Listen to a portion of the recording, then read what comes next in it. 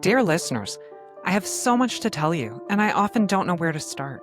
It seems the world doesn't want to admit that sometimes we make mistakes and that sometimes the wrong person gets punished for something they didn't do. Not all of us have been personally affected, but many of us have been impacted by this reality. And I feel like it's my responsibility to share these stories with you and to tell you what I've learned about wrongful convictions. Hi, everyone, and welcome to Wrongfully Yours, a podcast where I want to talk about wrongful convictions with the people who've felt their impact. Sometimes this is an exoneree, sometimes it's someone working in the field, and sometimes it's someone who plays a role we wouldn't normally think of when it comes to wrongful convictions. But regardless of their role, they each bring a different perspective to help us appreciate the magnitude of the problem. Through their eyes and their experience, I hope to bring more awareness to this problem so that we're all better armed to make things better. But before diving into this crazy world, I wanted to let you know who I am, what I'm all about, what got me here, and what keeps me going. I figure if you're going to listen in on my conversations, we should probably get to know each other a little bit. So, I guess first off, I'm a professional student. I have 5 degrees, all of them from Carleton University in Ottawa, Ontario, Canada. I started university in 1997, where I got a Bachelor of Humanities degree, followed by a Master's in English. Then, I'm pretty sure, like everyone else from my generation, I watched way too much CSI, Law and Order, and every other crime drama you can think of, and that's when I decided to do a degree in criminology.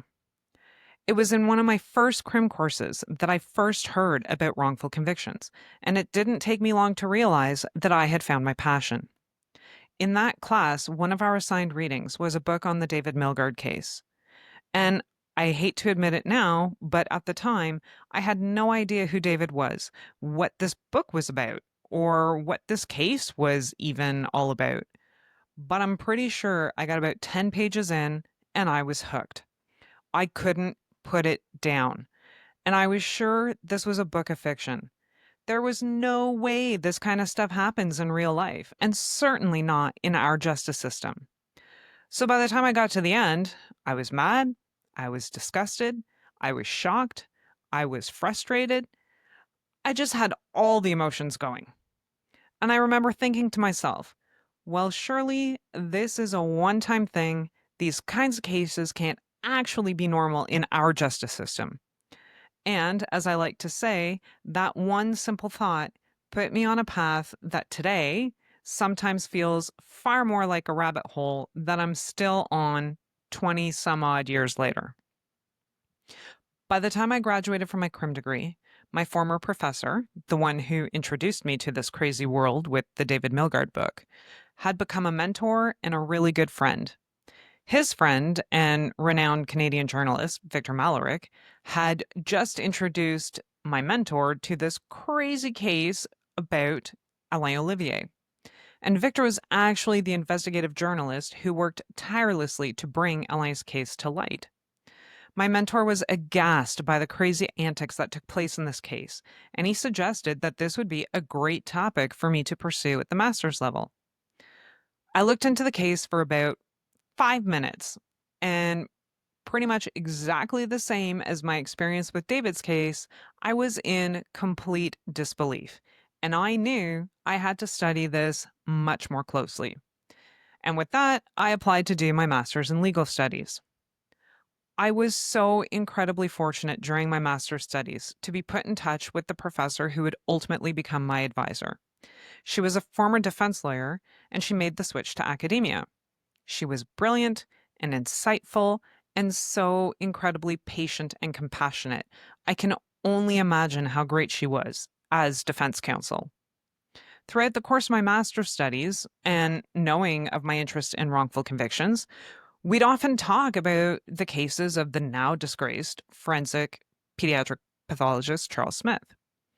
So, for those unfamiliar, in a nutshell, his cases are probably the most stark example of how unchecked power in the criminal justice system can lead to wrongful convictions. And while I would talk about these cases with her, she'd often ask me, "But Kelly, where was the defense during this time? What was the bar's responsibility?" And as it turned out, These were questions that neither of us could ever answer in a way that was satisfactory to either of us.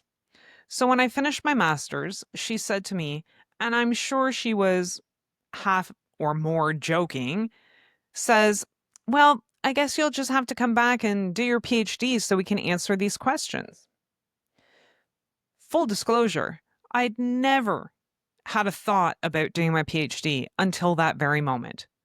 And after a bit of reflection, I decided that this was an area that I was too vested in not to continue to research it. And so, as a part time PhD who works full time and teaches part time, I embarked on what would be a lengthy journey to getting my PhD. And here I am today, no longer a student for the first time in almost 30 years. And yet, I feel like there's still so much to do and so much to learn in this world. So I decided to channel my energy and create this podcast to share my passion with anyone who will listen. I'm often asked what it is about this field that draws me in so much. And to be honest, I'm not entirely sure. I guess it really all goes back to that criminology course I took and reading the book on David Milgaard's case. It just really hit me in a way that nothing else ever has. And maybe it all comes from the fact that I grew up having this blind faith in the system. You know, trust the system. The system's there to protect you. As long as you didn't do anything wrong, you don't have anything to worry about. But the more I learned about these cases, the more I realized these people grew up believing the same things I did. And I realized that I, or anyone else in my life, could easily be a victim of a wrongful conviction. It's not a matter of whether you did anything wrong or not. It's often a matter of being in the wrong place at the wrong time, or of being a victim of circumstance and bias. I think the scariest realization for me was that when you hear about stories of wrongful convictions, there's always this tendency to think, I don't have anything to worry about. These things happen to everyone else. But the deeper I got into this community, it became increasingly clear that to everyone else, I'm everyone else. And so the terrifying reality is that no one is immune.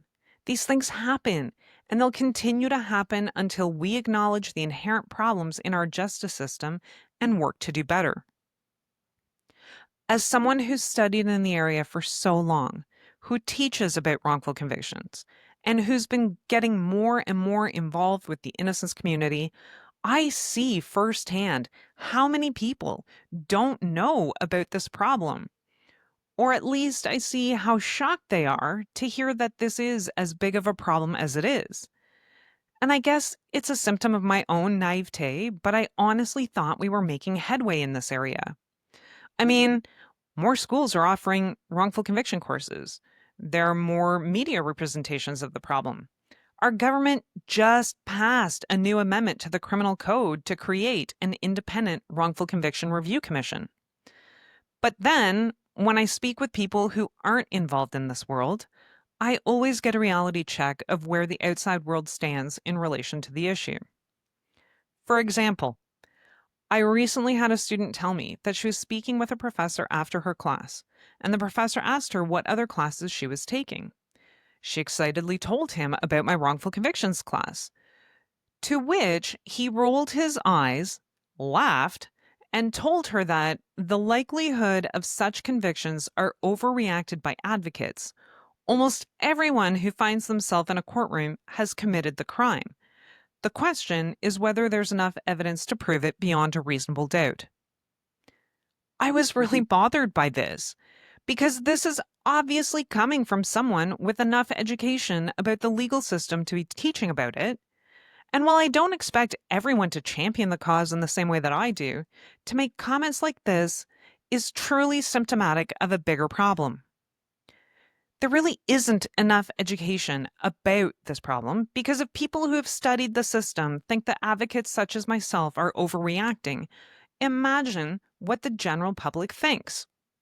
Reuben Carter, better known to many as the Hurricane, was an exoneree who became an ardent supporter of Innocence Canada after his release from prison. And he used to say, until the people who haven't experienced it get as angry as those of us who have, we can't expect the system to change. And while I carry his words with me every day, they hit a little closer to home after hearing my students' experience. And with all of that, I honestly don't know what this podcast is going to look like. I'll just let it grow organically and take its own shape. But what I do know is that I want to talk to people who've been impacted by the reality of wrongful convictions because there are so many of us, some directly and some, like myself, indirectly. So these conversations won't only be with exonerees because so many of us have our own experiences and our own stories to share. But in the end, we're all united by a common goal. We want to make the justice system a safer and a more fair place for everyone.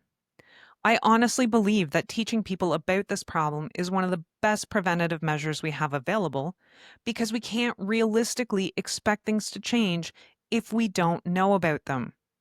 And so I guess it's my mission to get people talking about these cases, to open their eyes, to make them take a good, long look at the justice system and to consider how they can make it better.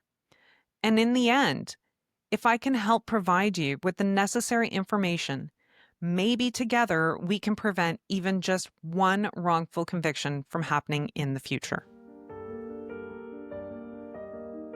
And while today's letter may have piqued your interest, this is only part of the story. There's still so much more to tell.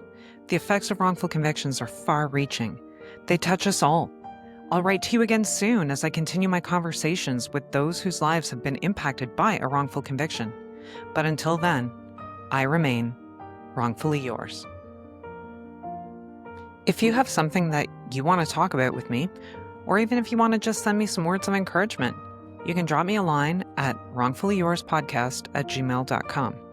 You can also check out my website, kellylauzon.ca, for more information about me and the kinds of things that I do.